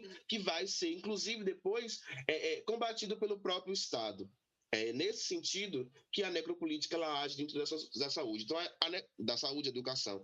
Então, é muito importante que a gente saiba que não existe necropolítica só e somente quando a gente fala sobre de arma na mão ou o fato do Estado, através do seu poder de polícia, mandar matar ou matar. É necropolítica, sim, quando uma criança é atingida por uma bala da polícia que entra correndo dentro de uma comunidade, não importa quem está ali. É necropolítica, sim, quando um policial atira a esmo numa casa e mata uma criança de 13 anos, lembrando o caso Ágata, lembrando o caso do menino de 13 anos que foi assassinado dentro de casa. É necropolítica, sim, mas é necropolítica também quando o governo se opõe a fazer política pública de saúde. É necropolítica, assim, quando o governo se opõe a fazer política pública relacionada à educação. Então, é óbvio que, sim, quando o governo diz, vamos voltar às aulas agora, colocando esses sujeitos em situações de possível, no período pandêmico, né, de possível pegar essa pandemia, passar essa pandemia para dentro de casa, é sim uma necropolítica. E essa necropolítica, e é importante te frisar isso, só para dar minha opinião sobre o governo Bolsonaro, essa necropolítica é sim mãe, ela é filha desse modelo neoliberal de governo. Então é importante frisar isso. É importante frisar isso. Tá? É o neoliberalismo que é a mãe e o pai dessa necropolítica. Tá? Sobre o governo Bolsonaro, eu acho que o governo Bolsonaro ele traz um reforço da desgraça. É o que eu penso sobre esse governo Bolsonaro nesse sentido.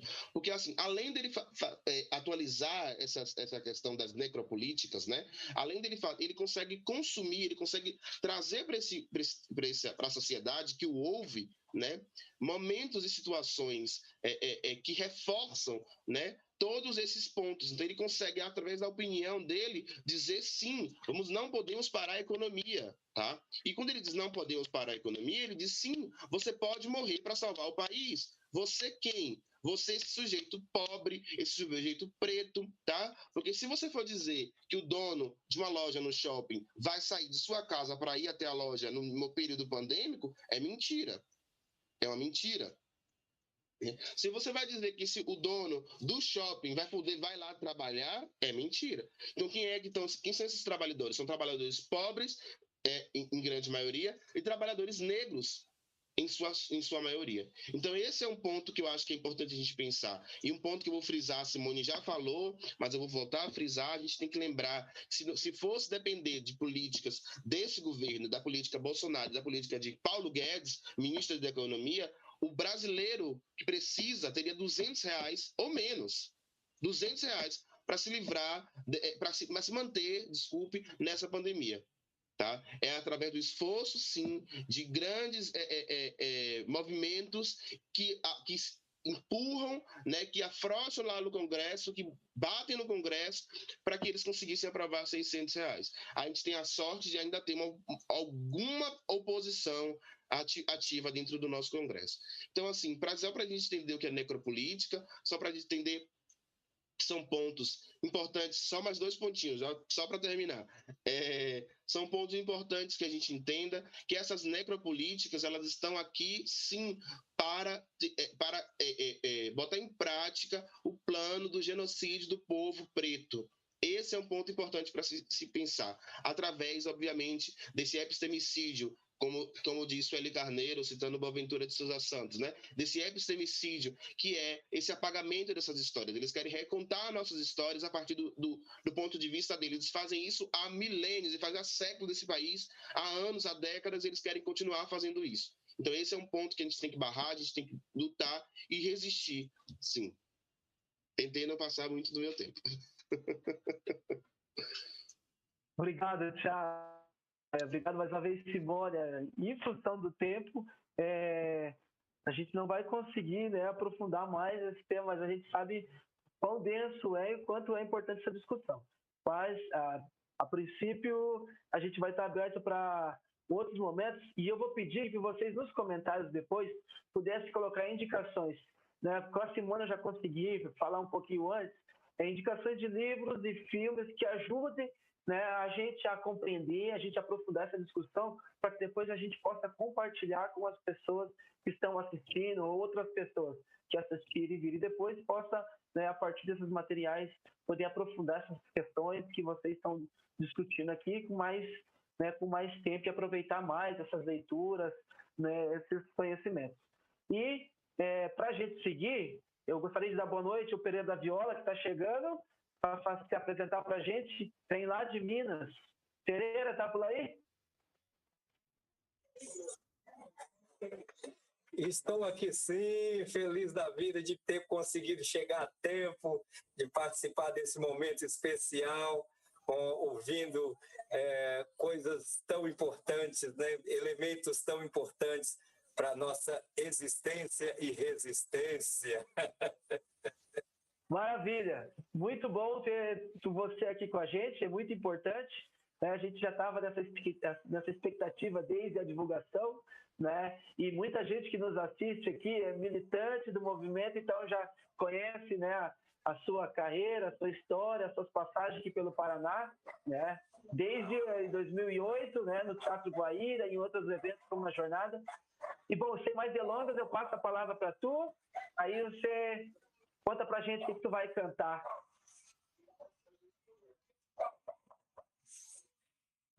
Então, mas essas passagens minhas aí pelo Paraná sempre foram muito importantes. Daqueles julgamentos do Lula, inclusive todos eu estava lá também, participando e dando, né, a minha contribuição nesse processo. Ou seja, é uma viola que eu toco, que canto, que traz, antes de mais nada, a resistência e a possibilidade, né, de dias melhores. Eu quero cantar uma canção que acabei de compor com meu parceiro de composições, João Evangelista Rodrigues, né? Uma composição feita a partir do texto de Bertolt Brecht, quando ele escreve lá, né, o trabalhador letrado, né, perguntas de um trabalhador letrado.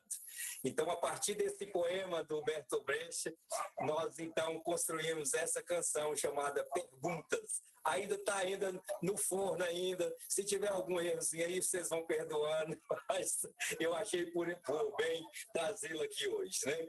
Principalmente ao ouvir esta última fala, né, do nosso querido aí, que eu esqueci o nome agora,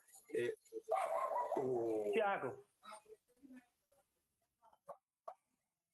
Isso, o Tiago Santana, né? Isso. Então, perguntas de um trabalhador letrado, a partir do texto do Bertolt Brecht. Agora, então, a música Perguntas, Pereira da Viola e João Evangelista Rodrigues.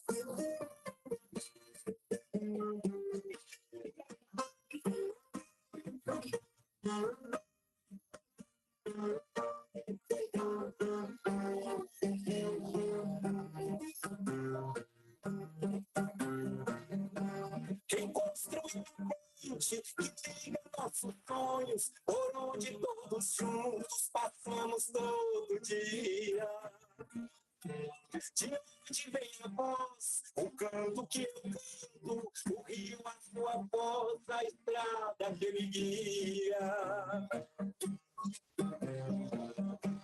O muro, a parede, a casa que habito, o livro que leio, a roupa que visto, nem tudo que vejo eu acho bonito, nem tudo que ouço, seu moço, acredito, nem tudo que vejo eu acho bonito, nem tudo que ouço, seu moço, acredito.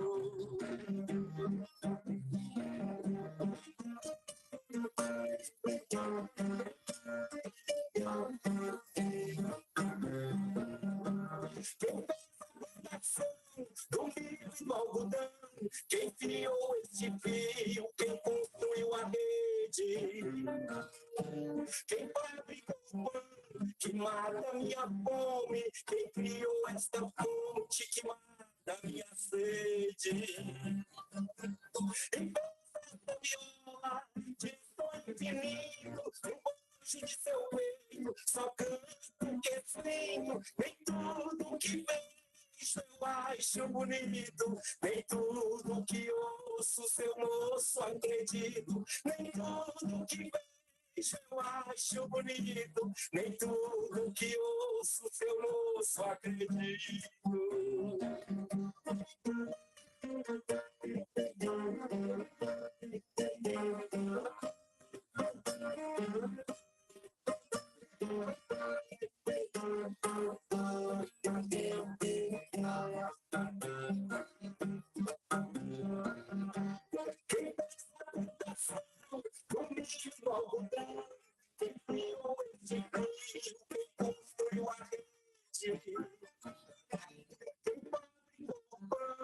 Que mata minha fome, quem criou esta ponte que mata minha sede.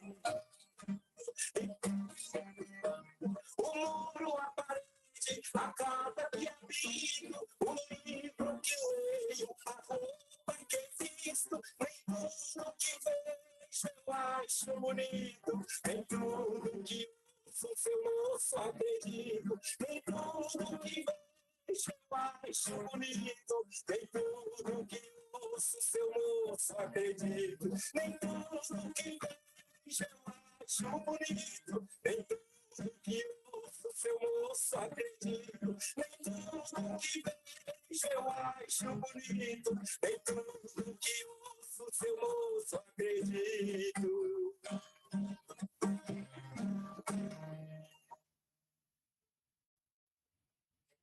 Salve, salve, é isso aí, nem tudo que vejo, seu moço, eu acredito. Salve, salve, o grande Bertold Brecht, que continua e outros poetas te trazendo inspirações para compor canções bonitas como essa. Pereira, um pouquinho antes de tu chegar, eu conversava com o Levi, que estava aqui agora, e a gente comentava sobre uma passagem sua pelo Paraná, em 2008, quando você se apresentou no Teatro Guaíra. Era, se eu não me engano, a primeira mostra cultural de integração latino-americana do MST. E aí, para nós, que ainda era militante mais jovem naquela época, a gente prestigiou você lá, então todo mundo queria ver o Pereira da Viola.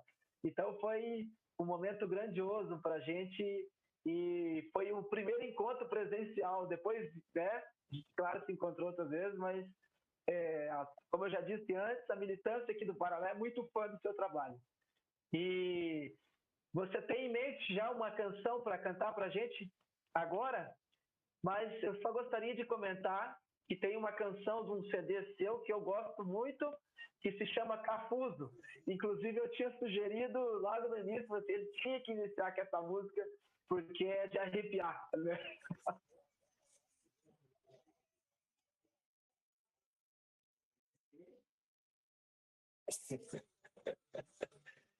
Puxa vida, essa canção, ela me remete realmente ao lugar que hoje eu estou morando, que é uma comunidade quilombola, onde nasci, um processo aí de auto-reconhecimento, né, dos territórios. Então, ao se tornar uma comunidade quilombola aqui, eu fiquei muito gratificado, né, por esse processo, desse auto-reconhecimento, principalmente da minha família. E Cafuso, né, me traz essa lembrança. Tem Cafuso, tem Negra Menina África, que também é um grito de liberdade, que tanto também dá para ser. Tem composições aqui feitas também para homenageando a comunidade quilombola. Enfim, né, esse é um ambiente onde eu me sinto no meu habitat natural, né? Trazer a nossa mãe África, trazer a mãe África, mas nessa perspectiva de se libertar, né, do jugo, né, do europeu, do norte-americano, hoje até mesmo dos chineses, né? Então, é uma África que quer, depois de atravessar o Atlântico, né, se ver livre, né, desse jugo, não é? Então, se for me permitido ainda, se der tempo, vou cantar África primeiro e termino com Cafuso. Pode ser? Então, Negra Menina África, Eduardo Boaventura.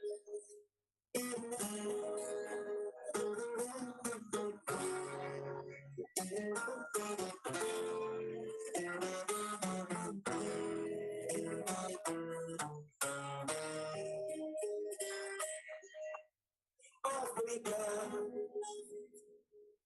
acorrentada África,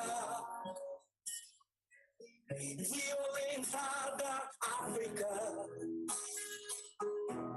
por homens hipócritas. África, os teus filhos são bravos, nunca mais ser escravos, pela rota do Atlântico. África, negra menina África, teus olhares de pérola, negritude tão cósmica. África, tua beleza física fez nascer esta força do poder popular. África, tua ânsia de glória ficará na história. Serás livres pra amar. Esta tua cor da pele, esta tua cor da voz, esta tua cor do canto que cantamos nós. Esta tua cor da pele, esta tua cor da voz, esta tua cor do canto que cantamos nós. África. Edia, é bonito a gente cantar a nossa África, relembrar aquela noite no nosso Teatro Guaíra. Foi uma noite maravilhosa realmente, e eu tenho assim uma saudade imensa desse povo bonito aí do Paraná, vontade louca de voltar aí e a gente tornar a fazer essas festividades, né, esses encontros, e deixar a alma fluir e voar por aí afora, né? Muito bom. A gente também fica nessa expectativa de quando passar essa pandemia, com certeza haverá aí um grande evento e você com certeza tem que vir mais uma vez nos visitar e nos presentear com a sua música e a sua graça. Passamos para a nossa música, né, para a gente estar fechando também o nosso programa. Então, que tu faça aí uma apresentação de encerramento e a gente agradece pela essa dedicação e esse empenho, mesmo em cima da hora, com essa correria toda, né, aceitar o nosso convite aí. Eu fico muito agradecido a todos e todas, né, por permitir estar em contato com pessoas tão ilustres e, sobretudo, assim, pedir desculpa por chegar, né, já no final, mas está sendo por uma causa justa, porque eu estou secretário de Cultura aqui no meu município, e aí estou feito quase como louco em volta da Lei Aldir Blanc, para poder fazer essa grana chegar para os nossos companheiros e companheiras das artes e da cultura, né? Então, assim, foi uma correria, mas finalmente deu certo, chegar pelo menos no finalzinho. Deixar, então, com esta mensagem maravilhosa de Cafuso, né? Uma música que o meu querido conterrâneo Sérgio Moreira me emprestou para cantar. Então, um grande abraço, um final de semana maravilhoso para todos e todas, e que nós possamos passar esse mês de novembro relembrando as lutas que já aconteceram, para que a gente tome os impulsos. Aliás, saber que o filme Marighella já está vindo aí para poder dar esse ânimo para nós, né, na nossa luta, é muito bom. E relembrar, né, as grandes lutas dos nossos queridos, dos nossos ídolos, desde então, desde sempre, sempre lutaram. Aqueles que são famosos, mas aqueles que ficaram esquecidos na história e são tão importantes quanto os ídolos que nós temos na nossa condição de seres que carrega na cor da pele a essência da verdade da luta. Né? Então, Cafuso, com esse abraço no coração de cada um e de cada uma. Misturaram pretos e índios, dali nasceu minha avó. Eu vivia meio confuso, sem saber o porquê do arrepio ao bater do tambor, sem saber o porquê do arrepio ao bater do tambor. Canto mais alto e abro o peito negro, nesta Angola deixada nas Minas Gerais, é viola, é batuque, é folia, é reizado. E o povo do Brasil tem 1000 Áfricas mais. E o povo do Brasil tem 1000 Áfricas mais. Misturaram pretos e índios, dali nasceu minha avó. Eu vivia meio confuso, sem saber o porquê do arrepio ao bater do tambor, sem saber o porquê do arrepio ao bater do tambor. Mas agora eu sou Cafuso, a morena atingiu minha cor. Eu não vivo mais tão confuso, compreendo o porquê do arrepio ao bater do agogô. Compreendo o porquê do arrepio ao bater do agogô. Canto mais alto e abro o peito negro, nesta Angola deixada nas Minas Gerais, é viola, é batuque, é folia, é reizado. E o povo do Brasil tem 1000 Áfricas, Áfricas, Áfricas.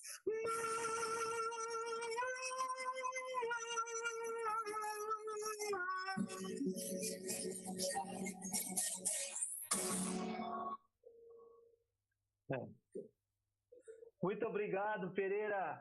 Sensacional, como diria uma amiga minha. Essa música é divina, é incrível. Foi uma das primeiras músicas que eu ouvi sua e agradeço mais uma vez por ter aceitado nosso convite e por ter encerrado com essa canção linda que nos faz arrepiar. Vou pedir que a Simone, Levi e Tiago possam ligar as suas câmeras para a gente agradecer todos. Agora aqui o MST do Paraná agradece a toda a participação de vocês e dizer que a discussão não se esgota aqui, que em outro momento, em outra oportunidade, a gente gostaria de estar provocando dar continuidade nesse tema, né?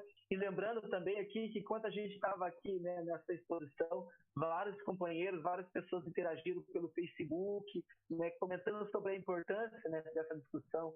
A Gisele, Luciana da Bahia, Vitória da Conquista da Bahia interagindo com a gente, a Deide, Ivone Ribeiro, a Jade. Então, tem várias outras pessoas que estão interagindo com a gente no YouTube, no Facebook, comentando. Então, como a gente tinha sugerido naquela hora, depois a gente vai pegar essas indicações que vocês, né, compartilhem aqui para as pessoas possam se aprofundar nessa temática.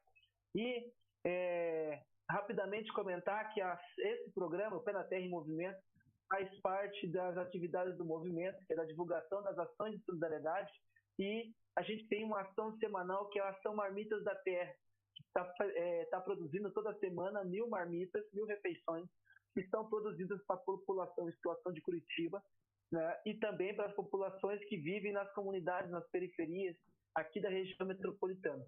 E para a gente fazer esse trabalho, a gente conta primeiramente com a comida que vem dos assentamentos e acampamentos, são mais de acampamentos, 120 acampamentos envolvidos, mandando comida para a gente preparar esses alimentos. E também a gente conta com a participação com mais de 120 voluntários, que inclusive alguns estão nos assistindo, espero que todos, né, estejam nos assistindo, e que faz parte dessas atividades, dessa ação de solidariedade. E para a gente contar com essa atividade, a gente também faz a questão, a gente divulga, compartilha na rede, falando sobre a nossa campanha, que é para arrecadar dinheiro para poder fazer a manutenção dessas atividades. Agradeço a quem já tem contribuído e vamos agradecer no próximo programa a quem continuar, que for contribuir. E para fechar, a gente fecha fazendo também uma homenagem, prestando uma homenagem ao nosso companheiro Enio, que foi assassinado há 2 semanas, na semana passada, Enio Pasquale, e gostaria de convidar, e a gente vai estar trazendo aí a nossa homenagem, a gente fecha esse programa com homenagem ao companheiro Enio. E como a gente diz aos nossos companheiros tombados, nem um minuto de silêncio, mas uma vida inteira de luta. Nem um minuto de silêncio, mas uma vida inteira de luta. Boa noite, camaradas. A gente se despede aqui e até a próxima edição. Um abraço forte em todos e um tchau coletivo aqui. Boa noite. Gente, muito obrigada. Boa noite. Enio Pasqualin. O companheiro iniciou sua militância no Movimento dos Trabalhadores Rurais Sem Terra no ano de 1996 em Saudade do Iguaçu, Paraná. No mesmo ano, mudou-se para o acampamento Buraco, em Rio Bonito do Iguaçu, Paraná. Fazendo parte de uma das maiores ocupações de terra do MST, em 17 de abril de 1996, quando 3.000 famílias sem terras ocuparam o latifúndio da Jacomete Marundim, atual Madeireira Araupel. De coordenador de base a dirigente estadual do MST Paraná, Enio participou de diversas atividades e ocupações de terra na região de Rio Bonito do Iguaçu. Enio Pasqualin sempre foi um camponês aguerrido na luta. Em Rio Bonito do Iguaçu, Enio e sua família criaram raízes, assentados no assentamento Ireno Alves dos Santos no final de 1996. Ele continuou ajudando a construir a luta por reforma agrária, seja no âmbito da produção e na organização dos assentados, quando foi presidente da Central de Associações Comunitárias do assentamento Ireno Alves dos Santos, ou quando ajudou os filhos e filhas dos assentados e assentadas a se organizarem para continuar a luta pela terra na extensa área da Araupel.